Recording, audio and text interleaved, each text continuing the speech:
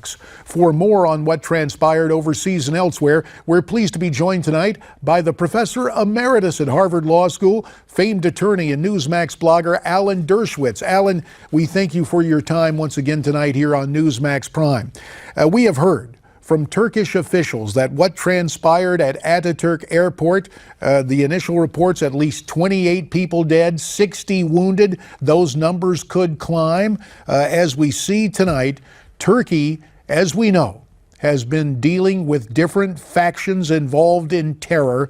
But Alan, there is a little noticed diplomatic agreement involving Israel that could, and I stress could, play a role in this. What exactly is that diplomatic initiative?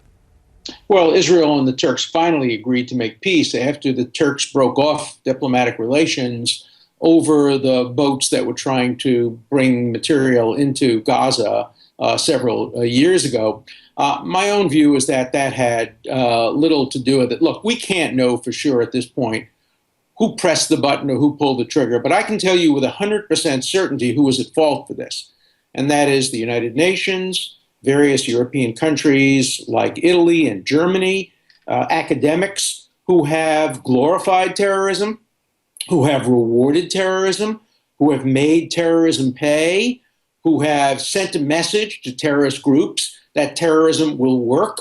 And the responsibility is clearly pointed to those organizations headed by the United Nations that have made terrorism a tactic of choice for people who want to accomplish their goals. And certainly there are any number of groups. As you were speaking, Alan, we were looking at very dramatic footage, security cameras getting one of the explosions at the moment that it went off and what transpired afterward this evening at Ataturk Airport. Obviously, any number of groups could be involved. When it comes to the diplomatic agreement, it's no surprise that senior Hamas officials have voiced opposition to Turkey renewing diplomatic relations with Israel.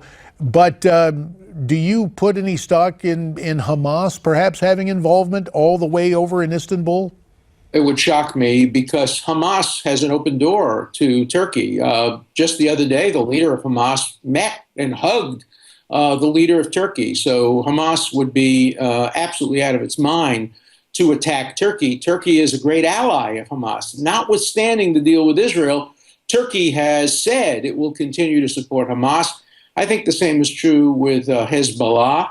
More likely, this is a jihadist terrorist attack, but the particular source is unknown. But, you know, again, we have to point the finger of blame to where it truly belongs, and that is organizations that reward terrorism. The United Nations top on that list, academics who glorify terrorism, and the hard left in general that supports terrorism and tells people use terrorism and we're on your side as long as you pick the right enemies. And let's bring this back home. What has transpired in terms of terrorism on these shores? Over the past few months, ISIS has made known thousands of American citizens are on their so-called kill lists, yet the FBI has not notified Americans, all the Americans who are on those lists. Should the FBI be reaching out to every American on the ISIS kill list?